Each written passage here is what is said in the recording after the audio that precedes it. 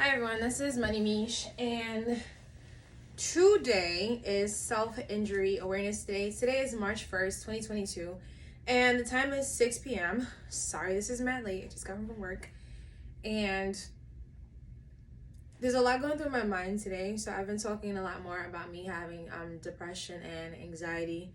Today is day 3 of me not crying. I'm trying to reach a 7-day goal, but I was just at work, and something happened, and it was minor. It was completely minor. It wasn't anything for me to be really worked up about, but like one thing about my anxiety slash depression is that I can't control it. So I did want to share something with you all today, which is that, wait a second. So what I wanted to share with you all today, which I'll close this real quick, is that I have considered killing myself before. When I was younger in the Bronx at my biological mom's, I remember I was in the kitchen and I was like, I should stab myself. And I didn't because like, I was like, yo, if I stab myself, that shit's gonna hurt. So I didn't do it. And there's been so many times in life where it's like, what's the point of me being alive? And people will be like, oh, well, there is a God. And it's like, well, if there really is a God, then like, why would a God let me be in foster care? And why would a God let like a man try to attack me in the elevator? Why would a God let a man follow me in the street and like chase me around a car? It was so many different things. So I just didn't believe that I was like here. And then I don't know her name off the top of my head, but like she just popped up in my stories one day. It was this lady, and she's talking about how like her dad used to molest slash rape her, and how she felt like she needed to go through that. Like she was like a sacrifice so that her brothers could have a father and that her mother could stay with her man. She felt like it was something that she had to do. And that really resonated with me, and it made me follow her, because for the longest time in my life, I felt like I was a sacrifice. And I'm not even sure my young teenage childhood brain like it came from, but I was like, oh, well, if you need something and I could do that thing for you, then I'm going to make sure that I do that thing for you. I'm going to make sure that you get it. I'll sacrifice my own self and my own happiness for this one little thing that you might actually need, because it'll make you better, it'll make you feel better. So, and I translate it into my adult life as, oh, I'm a pleaser, I'm gonna make sure that I please people, which is something that today we call a pick-me-sha of sorts. I mean, I got a lot of good things going on with me, so I do feel like people should pick me for several reasons, but like, you know, that's a whole different conversation. So excuse me, in my adult life right now, I don't want to kill myself, so, you know, don't be like that level of concerned about me. But however, I have thought recently, within like the last couple of weeks, like, why am I alive? Why am I going through this pain? Why am I going through these problems? And everything really relates to like your childhood and like that little person inside of you, and like the things that like they really want. And for me, I know that I want someone to love me. I want someone to show up for me and like mean it and like not leave my side. I want someone for me who's gonna be like, you know what, I love her unconditionally, and like someone who's like really close to me. And I'm not gonna start crying today because I need to make my 7-day goal, but like someone who's really close to me within these last couple of days, I realized that this person loved me with conditions. It really depended on like what I could do for them and how I could do it for them, and the dynamic that we had, they didn't want it to change, so there was conditions placed on that relationship. But when it comes to me and how I love that person, there was no conditions. You could do whatever you want to do. And then I had to learn, it's like, well, Mish, does this mean that you don't have boundaries? And then I started thinking about boundaries and what boundaries actually meant. And I told myself that I needed to get boundaries. And one thing that you'll learn from getting boundaries is that when you start to have boundaries, people will think that you're being mean. People will think that, people will think that you're being a bitch. People will think that you don't have their best interest in heart. And then it's like, is it self-care or selfishness? My boundaries are in place for me to have self-care, which translates to you as being selfish. And yeah, it's really, it's been hard. I've been feeling in my spirit. So I have tarot cards, and I have 3 different decks right now. And I've been wanting to do a tarot card reading. This is not even the deck that I really wanted to use. I'm gonna go find the deck, but I'm not gonna stop the video. Yeah, I'll be right back. I think it's on my desk.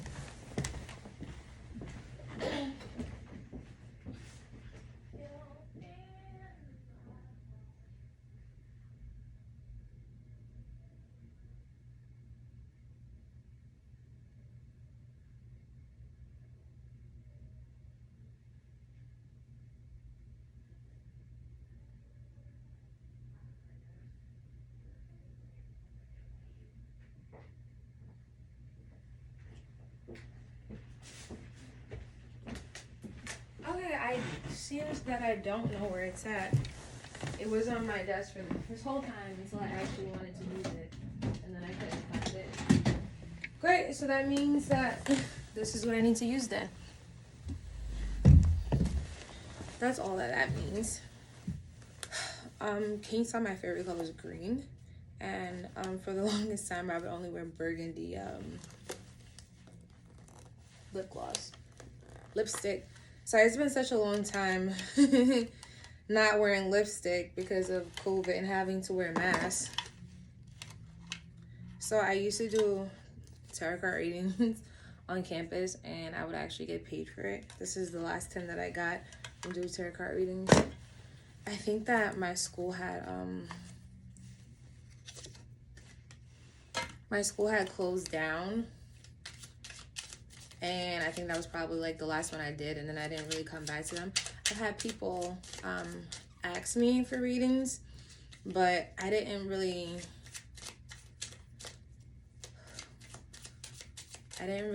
feel like I was in a good space to do a reading, so I didn't do one. This will probably be my first one in like a year. I want to say that I'm doing this because I need some type of direction right now, and I feel a little off.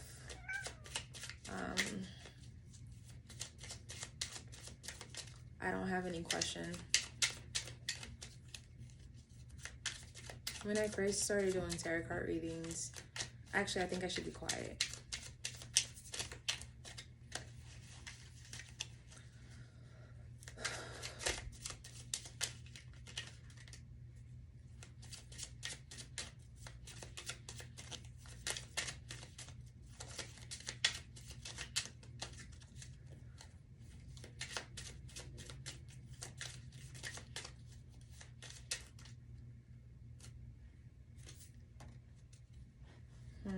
Put them in order.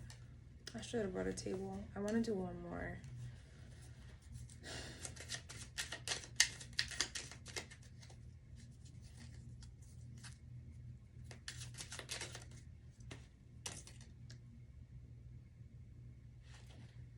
Four.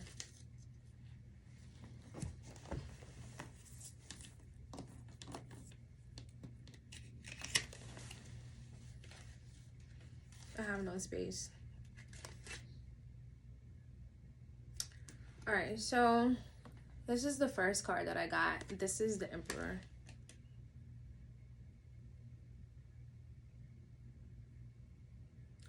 This card,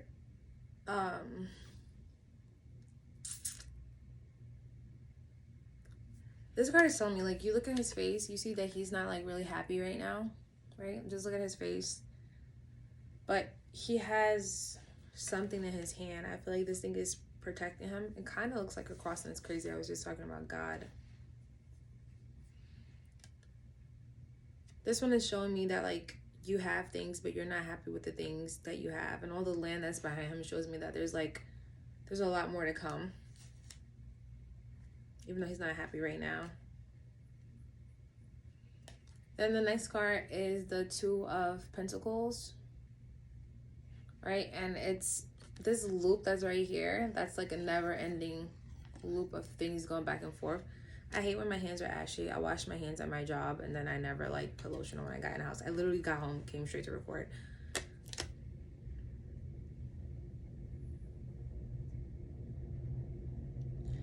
This one is telling me that there will be ups and downs, but it's things that I could definitely handle and to like not really stress out about it.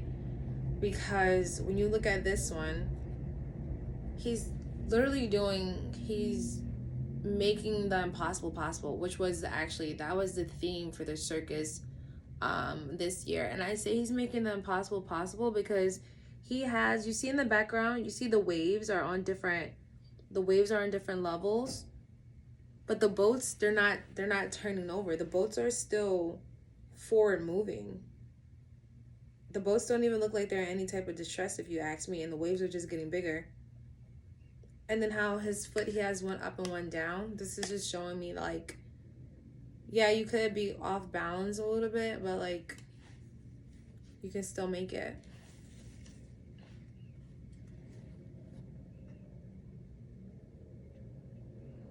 Four of Cups. Why are none of these people that I'm pulling happy people? I'm just looking at the Four of Cups and I'm just like, bless you, cat. I'm just looking at the Four of Cups and I'm just like, there are people trying to, this actually just made me think about my friends. One of my friends, he's having a housewarming and he asked me if I was coming, and I text back like 2 days later, like, I'm not going to be there. I'm having a really rough week. And I felt bad about it. And I felt bad about it because he always shows up for me.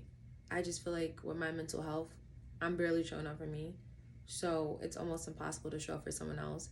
And I don't think that he would take it personally, but it's something that I do feel bad about. Also today, I was supposed to go out with my little brother and my friend again.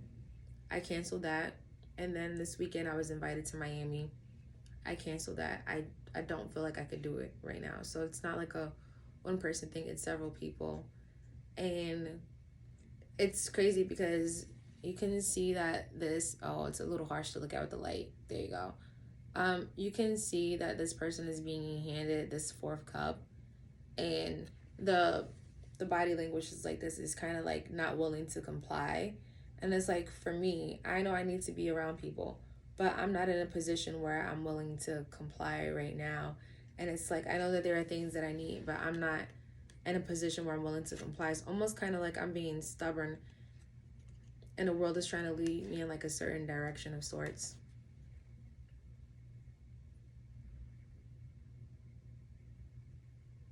The High Priestess.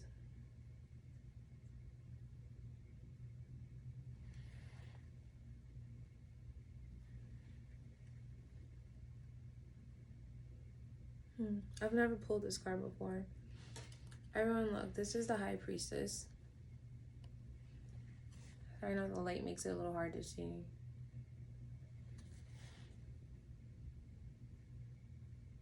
This card just really made me think about graduation.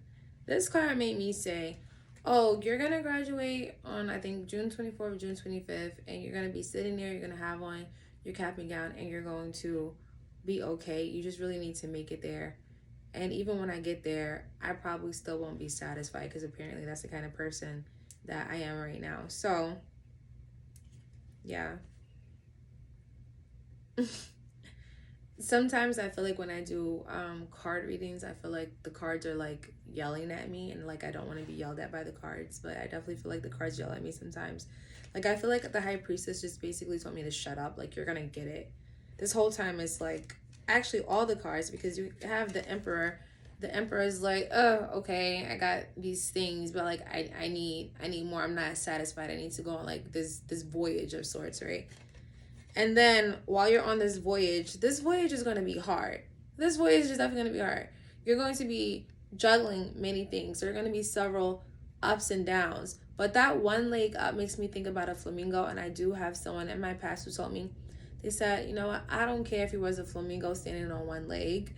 I was still like you anyway. Your creativity is so different and it's so out of this world. And there's not a lot of people who are really like you. So this card is definitely giving me flamingo, which is also making me think about dance, the flamingo dance. And excuse me. It's making me think about the flamingo dance, and it's also making me think about courting people and like showing myself off for a potential partner, because in the flamingo dance you have a lot of courting type of gestures, like you're kind of like showing off for your partner to come and get you. It's kind of like a mating dance. So that one. So again, you're kind of upset you don't have everything you have a few things, but you need to go out on that voyage. Then you have the Two of Pentacles. Hey, it's going to be a little rocky. It's going to be a little hard, but you're going to find your balance, or at least you're in your balance. You don't even realize it, and you're going to be okay. While you are in that balance, you are still getting all the things that you want. People are still pouring into you, even though you may not feel like it. And something in my life, I often feel lonely in a crowded room. And this is like, here, I'm here for you. You're okay. I do feel like I'm at a point in my life where I do have friends who are showing up for me, and I need to be better with it, but I can't help that I feel like I want to run away sometimes. And then you have the High Priestess. The High Priestess at the end of the story, and she's just telling me, she's just like, bitch, you got what you wanted. Why are you still angry? And I feel like I'm on a journey right now. My journey is figuring out why I'm still angry. I am... I watch words. I watch tarot card readings from Amber Khan, and basically in her readings she said that I would be like trying to figure out my whys, and I know that from being in foster care I have a lot of whys and things that I want to learn about myself, about like what triggers me and why I'm the way that I am. I do think that I am an intellectual, and I'm at a point where it's becoming hard to control my emotions. And I'm going to go ahead and wrap it up right here. I really love this card reading. I'm going to set it out by my dresser. My name is Bunny Mish. If you enjoyed this video, please let me know down in the comments. I am a million things, but most of all, I am a rapper. So you can definitely check me out on Spotify. You can like, share, subscribe, and comment. And look out for more of me. I have more than 100 videos on YouTube, and there will be hundreds more to come. Bye. Thank you for watching also.